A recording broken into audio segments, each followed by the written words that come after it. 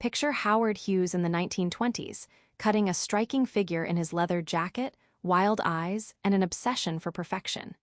Here's a guy who could have let ego run him into the ground, but didn't quite in the early days. Hughes was humble, absorbing every lesson on aviation and engineering, even as he amassed fame. But what if that self-confidence, that quiet humility, cracked? What happens when ego shifts from fuel to fire? That tension between mastery and pride sets the stage for every story Ryan Holiday unfolds in Ego is the Enemy. It's a battle playing out not just in Hughes' life, but in yours and mine too. Starting out is the toughest place for ego. It craves validation, but the real hero is humility. Ryan Holiday points to pioneers who embraced modesty like a secret weapon, even when the world begged them to show off.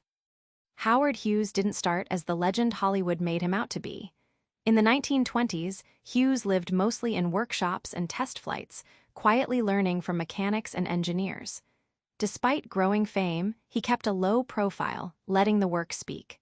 This wasn't natural showmanship, it was humility forcing him to listen first. The open loop?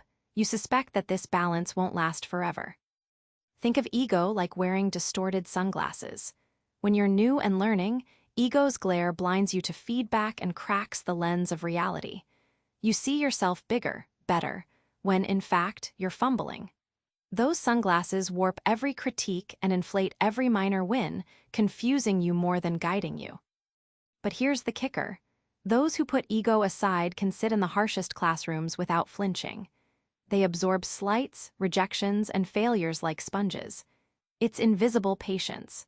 Over time, this quiet endurance translates into mastery, turning tiny wins into a foundation so solid, fame and recognition become byproducts, not goals. Success is a siren, singing sweet and loud.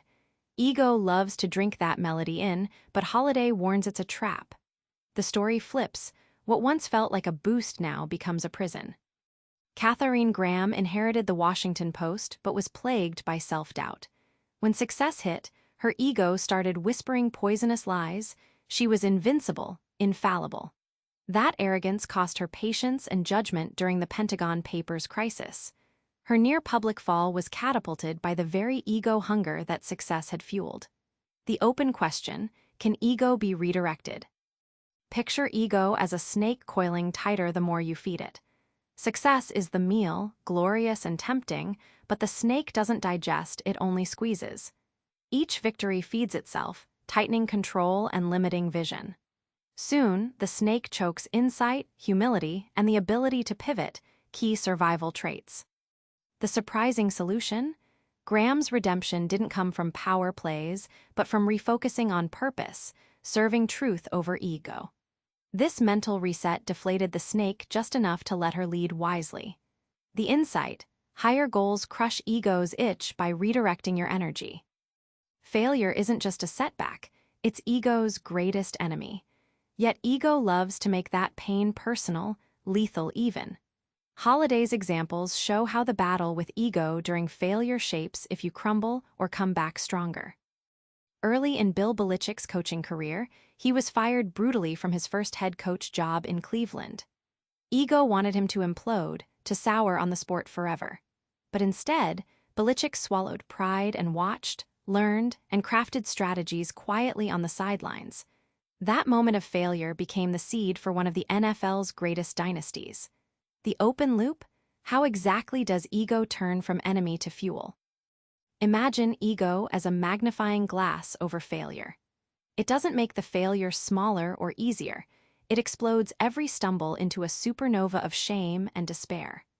The hotter the lens, the deeper the burn, making recovery much harder if you buy into the false narratives ego creates. But here's the twist. Turning ego's magnification back on itself transforms pain into precision. By stepping back, practicing ruthless honesty, and charting a comeback without ego's interference, failure becomes a teacher. Belichick's story teaches us failure isn't the enemy, ego's interpretation of it is.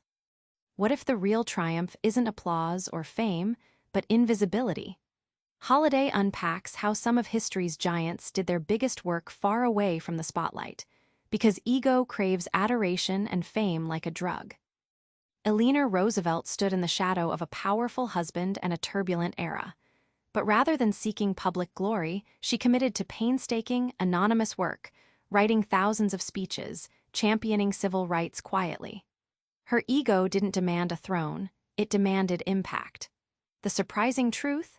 This invisibility gave her more power than most realize, hinting at ego's limits. Think of ego like a drug dealer dangling a flashlight in your face, a craving for light and attention that distracts you from getting the real job done in the shadows. Every bright spotlight can anesthetize your purpose and poison your focus. The payoff? When you don't chase recognition, work deepens. You evolve beyond ego's shackles into freedom, freedom to innovate, fail, and grow without the display case. Roosevelt's legacy teaches that the greatest impact is often unseen, far from the ego's spotlight. Ego isn't just an enemy, it's a wild beast waiting at every success and setback. Ryan Holiday's closing challenge? Keep it caged.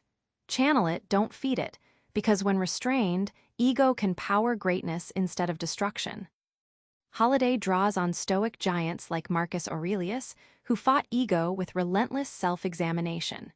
Marcus kept daily journals chastising himself and embracing humility, not glory. The Stoics saw ego as a wild stallion, impossible to erase but trainable if you hold the reins tight. The question remains, can you do what Marcus did in a world screaming for attention? Imagine ego not as the king of your mind, but a loyal servant. When caged and fed purposefully, it fuels confidence and resilience. But give it a crown, and it turns tyrant, destroying everything you worked for. This metaphor makes the abstract painfully concrete. Ego is only dangerous if it rules you. The keys to the cage? Self-awareness, humility, and a mission bigger than yourself.